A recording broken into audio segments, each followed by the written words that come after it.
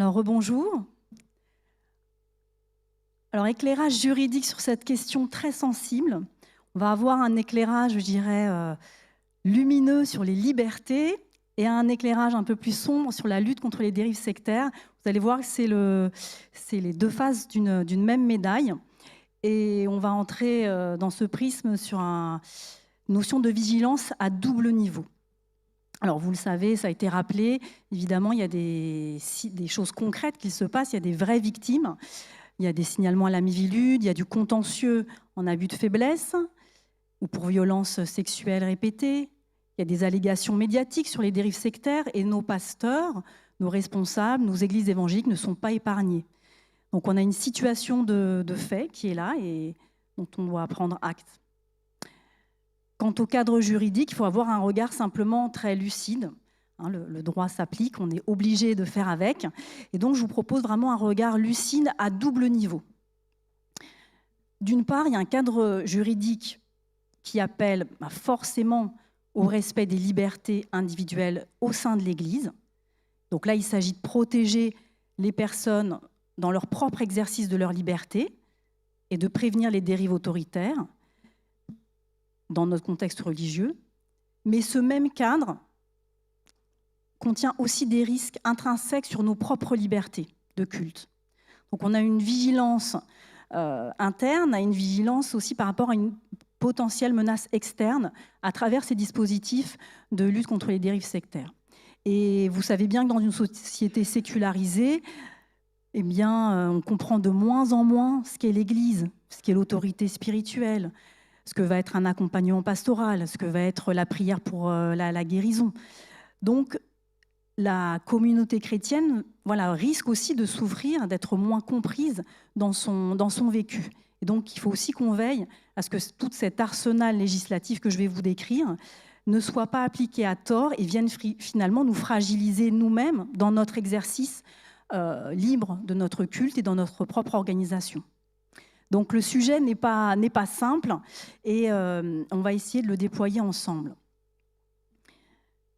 Bien sûr, l'objectif est avant tout que nos églises soient des lieux sûrs pour les personnes. Vous l'avez vu, le CNEF a déjà déployé une action concernant les violences sexuelles. Là, on va un pas plus loin vers avoir des lieux sûrs pour les personnes. Donc, pour les personnes, mais les églises elles-mêmes doivent être protégées. Alors, on parle souvent, et je vais d'abord m'adresser ce point pour qu'on le mette de côté, on parle souvent de la question d'abus spirituels. Qui a déjà entendu ce terme? Voilà.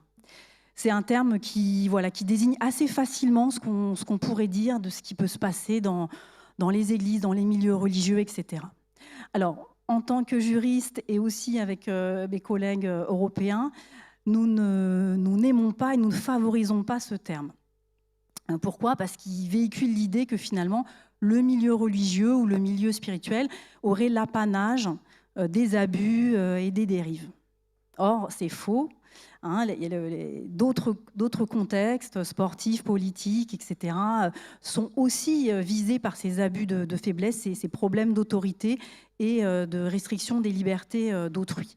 Donc, nous-mêmes ne véhiculons pas, en fait, à travers ce mot assez facile à embarquer, une forme de stigmatisation des milieux religieux. On peut parler d'abus, enfin on verra plus loin, d'abus de faiblesse ou d'abus d'autorité en contexte religieux, puisque ça peut se déployer dans d'autres contextes. Ça, je pense que c'est un préalable important. Deuxième préalable, c'est que nous ne sommes pas les seuls visés. Donc, ne soyons pas non plus, paranoïaques. Nous avons du travail à faire, mais nous ne sommes pas les seuls visés. Donc, la législation ou les textes ne sont pas là pour contraindre spécifiquement les cultes ou le culte évangélique. Alors, passons maintenant à les deux volets de notre pièce. Celui que je préfère, c'est celui de parler des libertés individuelles dans l'Église. C'est quelque chose de positif. Qui peut être contre ça, dire que les personnes ont droit à leur liberté dans l'Église?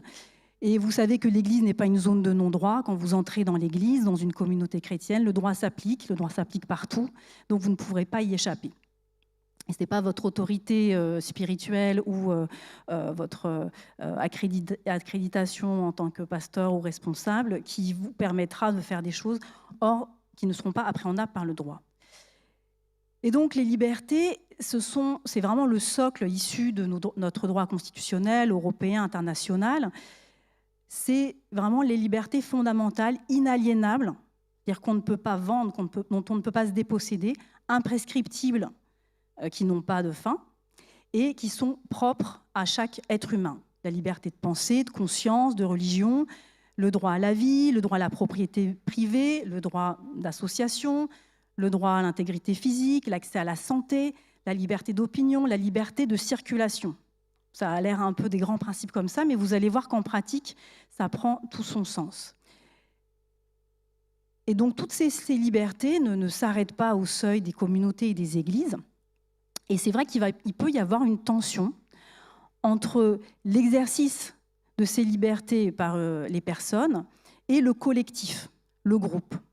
On va avoir d'un côté une personne et un groupe qui a ses propres règles de fonctionnement, qui a ses propres cadres d'autorité et qui lui-même a même sa propre liberté. L'exercice collectif de notre liberté de religion ou d'association, c'est ce qu'on vit dans nos églises finalement. Et les églises ont droit à leur liberté de doctrine, de rite, de pratique, à leur organisation, même à exercer la discipline. C'est un droit qui est reconnu également. Elles peuvent le faire si elles respectent l'ordre public, et cet ordre public, il contient justement ces libertés fondamentales. Donc vous voyez qu'il y a on peut voir une forme de tension entre la liberté d'une personne et la liberté du groupe de s'organiser et d'avoir un cadre d'autorité. Mais on peut voir finalement des libertés en relation. Quand vous décidez d'entrer dans une église, dans une communauté ou dans une association, vous-même, vous exercez votre liberté pour faire partie de ce groupe et pour adhérer à ces règles. Maintenant, ces règles ne peuvent pas vous déposséder de vos libertés. Et pour prendre un exemple, il y a quelques années, la COREF, qui est donc la coordination qui s'occupe des ordres religieux catholique en France, a produit un document sur les droits des religieux. Or, vous savez que les religieux font des vœux perpétuels de pauvreté, de chasteté, etc. Mais en fait, ces personnes ont toujours le droit de pouvoir récupérer leurs droits et de revenir. Et donc, la garantie ultime de cette liberté, c'est le fait de pouvoir quitter la communauté, quitter l'Église, on va le dire, sans pression, sans représailles, sans atteinte à ses propres intérêts. Et respecter l'autonomie des personnes dans l'Église, c'est leur laisser le choix, même s'ils appartiennent au groupe, de décider. Donc ça veut dire de ne pas s'ingérer dans les décisions de leur vie familiale ou privée, ne pas imposer une opinion politique, ne pas limiter le droit à l'information, par exemple, à la communication, ne pas contraindre à des exigences financières, préserver le droit à l'accès à la justice, l'intégrité physique, etc.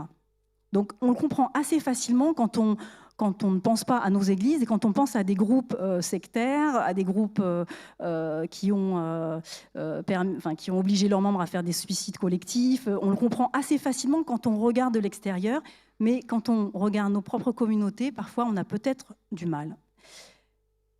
Donc au sein de l'Église, vous voyez qu'il y a une tension entre le groupe et l'individu, mais il y a aussi une protection du droit du ministre du culte ou du fidèle à enseigner, conseiller, accompagner. C'est une question en fait de distance. Savoir garder une juste distance pour ne pas imposer, contraindre ou forcer. Et donc, finalement, c'est garder cette juste distance pour que l'individu, qui est un sujet, c'est-à-dire que c'est quelqu'un qui peut être acteur de sa vie. Le sujet, c'est celui qui est le sujet du verbe, donc celui qui va pouvoir agir sur sa vie, que l'individu reste un sujet et ne devienne pas un objet. Un objet, c'est une chose, quelque chose qu'on peut déplacer, qu'on peut manipuler à sa guise, et qui du coup n'a plus de liberté. Et ça, c'est vraiment l'essentiel, je dirais, du côté positif, de se dire oui, respectons la liberté individuelle des personnes et gardons en esprit qu'ils sont sujets de leur vie et non pas objets du groupe. Et on voit bien dans ce cadre, ce qui peut être l'enfermement, l'impossibilité de partir ou le fait d'être l'objet en fait, d'un groupe ou d'une autorité qui prendrait le pas sur nous. Ça, c'est le contexte assez global au niveau des libertés fondamentales. Et ces libertés, elles vont venir s'inscrire un peu plus précisément dans ce qu'on va appeler la lutte contre les dérives sectaires. Et vous allez voir qu'en France, ça prend une tournure un peu particulière. Je dirais que beaucoup de pays partagent évidemment le socle des libertés fondamentales, mais peu de pays ont, comme nous, des lois très précises sur ce sujet-là. Alors, lutte contre les dérives sectaires, c'est un objectif qui est légitime et on peut le reconnaître quand on voit ce qui se passe à l'extérieur. Mais vous allez voir que l'arsenal français est assez complet, compréhensif, je dirais, c'est-à-dire qu'il va toucher tous les endroits de la vie de la communauté. Comme je vous ai déjà décrit, que les libertés individuelles couvrent un grand champ de notre vie concrète. Et bien de même, ça va être assez compréhensif. Alors la dérive sectaire, en tant que telle, n'est pas... c'est un phénomène. Donc le droit va l'appréhender sous plusieurs versants. Et voilà, la MIVLUD le décrit ainsi. Il s'agit du dévoiement de la liberté de pensée, d'opinion et de religion qui porte atteinte aux droits fondamentaux, à la sécurité, à l'intégrité des personnes, à l'ordre public, aux lois et aux règlements. Elle se caractérise par la mise en œuvre par un groupe organisé ou par un individu isolé, quelle que soit sa nature ou son activité, de pression ou de technique ayant pour but de créer, de maintenir, d'exploiter chez une personne un état de suggestion psychologique ou physique, la privant d'une partie de son libre arbitre, avec des conséquences dommageables pour cette personne, son entourage ou pour la société. Donc la dérive sectaire, c'est un phénomène. Et en fait, au niveau juridique, il y a ce socle de liberté fondamentale, mais le phénomène qui est polymorphe, il va être appuyé par une politique publique de lutte contre les dérives sectaires qui s'appuie à la fois sur un organisme, la MIVLUD, la mission interministérielle de vigilance et de lutte contre les dérives sectaires, et sur un dispositif déjà de droit commun. Donc toutes les infractions de droit commun peuvent être utilisées pour contrer ce phénomène. Et après, il y a ce qu'on appelle dispositifs de droits spéciaux. Alors le droit commun, vous allez comprendre assez rapidement pourquoi aussi c'est une mission interministérielle, parce que ça va être autour d'infractions type de la fraude fiscale, des infractions qui vont tourner autour du droit du travail ou en matière pénale sur des différents délits, violences sexuelles, etc. Quand on parle de droit du travail, c'est quoi? C'est finalement, vous avez bien vu, la liberté qu'on a de notre propriété privée, pouvoir profiter du fruit de notre travail. Eh bien, il y a des affaires actuelles qui concernent des mouvements évangéliques sur le non-respect du droit du travail clandestin, parce que les bénévoles des églises étaient tellement obligés de s'engager qu'ils n'arrivent même plus à gagner leur pain. Ou alors que les personnes étaient engagées, mais sous des conditions de contrat de travail tellement précaires, qu'en fait, c'était de l'esclavage moderne, on va dire. Donc, à travers ces dispositifs aussi tout à fait, et même comptables, à travers tous ces dispositifs de droit commun, l'État va pouvoir capter aussi ce phénomène de dérive sectaire. Donc, c'est pour ça que c'est aussi une mission interministérielle. Et nos textes maintenant spécifiques, et comme je disais ce matin, relativement franco-français, viennent d'abord de cette loi qui s'appelle Abou-Picard, du nom des porteurs du projet, de 2001. Et c'est donc ce délit d'abus frauduleux de l'état d'ignorance ou de la situation de faiblesse d'une personne. Et ce délit maintenant, depuis 2022, de placement ou maintien d'une personne dans un état de suggestion psychologique ou physique, et aussi des circonstances aggravantes qui s'y rajoutent, qui construisent la lutte contre les dérives sectaires. Donc c'est le fait d'abuser de quelqu'un qui est déjà dans un état de faiblesse, de par sa situation, maladie, âge, état de grossesse, handicap, situation de précarité.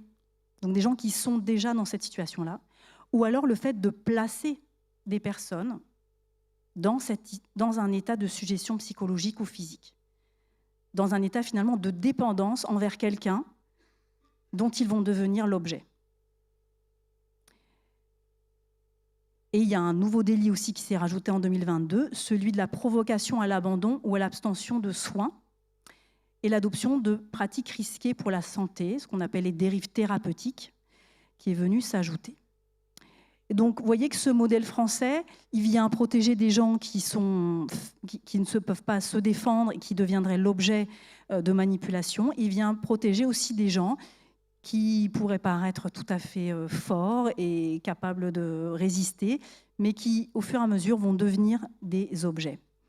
Et c'est ce qu'on appelle la suggestion psychologique. Bon, je pense que les psychologues expliqueraient ça beaucoup mieux que moi.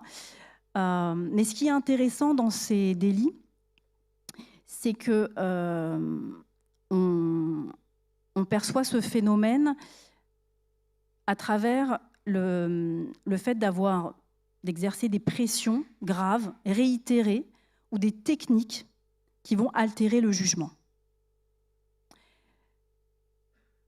Alors, comme je disais ce matin, dans un état de droit comme la France, bon, on a l'indépendance de la justice, on a normalement la neutralité de l'exécutif, donc on devrait avoir assez de garde-fous, mais vous voyez que les notions de suggestion psychologique ou de qu'est-ce que va être une pression réitérée, une technique qui altère le jugement, ça va être compliqué, ça va être une notion très floue.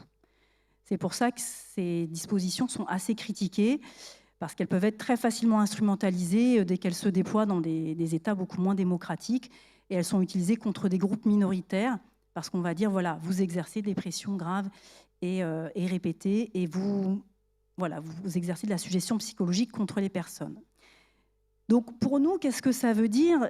Ça veut dire que quelque part, même les actes et les rites que nous connaissons pourraient, si ils sont préjudiciables à une personne et s'il y a une intention de nuire par un groupe ou une personne, devenir des pressions et des actes qui viennent altérer le jugement d'une personne. Et c'est là où il va falloir avoir une mesure et des garde-fous.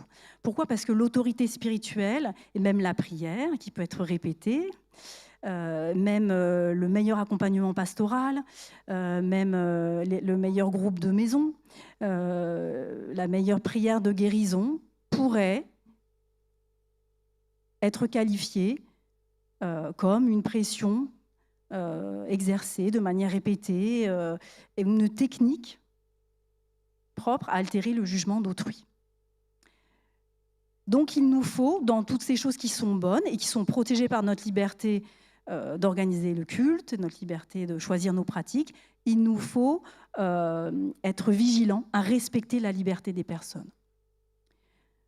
Et dans une société qui connaît de moins en moins le fait religieux, on pourrait s'inquiéter que le juge, dans son appréciation, ne puisse aussi avoir, je dirais, la main un petit peu lourde sur notre piété actuelle. Donc c'est pour ça que, quelque part, il y a une vraie tension, parce qu'il faut être attentif à cela. Je crois que Erwan l'a mentionné aussi, le fait de pouvoir se sentir peut-être menacé nous-mêmes dans nos libertés et ne pas avoir envie d'ouvrir la boîte de Pandore. Et en même temps, il y a une responsabilité. Dans tous nos actes, il faut tenir compte de la personne et s'écarter d'avoir un projet d'instrumentaliser l'autre et de le rendre objet et de lui faire perdre sa liberté de choix. Alors, le cadre juridique français n'est pas forcément idéal, mais il s'applique. Il s'applique et pour bien des cas, il s'applique pour de bonnes raisons. Et aujourd'hui, je pense qu'on peut être relativement reconnaissant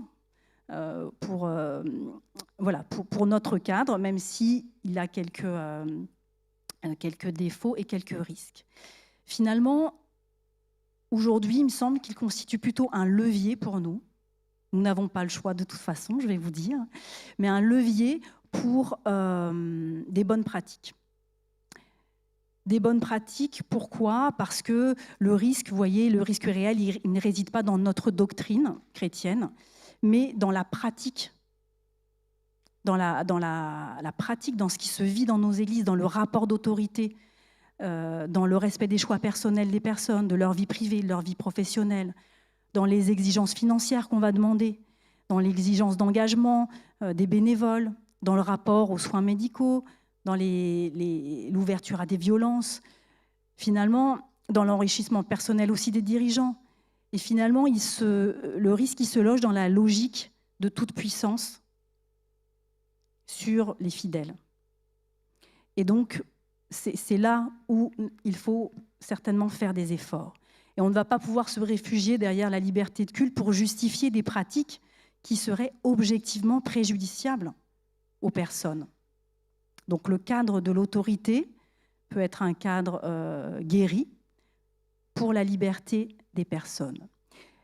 Alors pour nos structures ecclésiales, nos unions, nos églises et pour nos œuvres également, voilà, c'est un levier pour aller vers une meilleure protection du droit des personnes avec des garde-fous. Alors moi non plus, je n'ai pas ma boîte à outils miracle de garde-fous, mais effectivement, déjà le fait de prendre conscience, comme nous le faisons aujourd'hui, le fait de pouvoir produire des chartes de déontologie pastorale, le fait d'avoir des règles de protection des personnes, des dispositifs internes aussi qui concernent les lanceurs d'alerte, de pouvoir les gérer, de pouvoir les entendre, l'analyse de pratique, la gouvernance transparente, des cas de redevabilité et aussi tout simplement la conformité comptable, fiscale, sociale.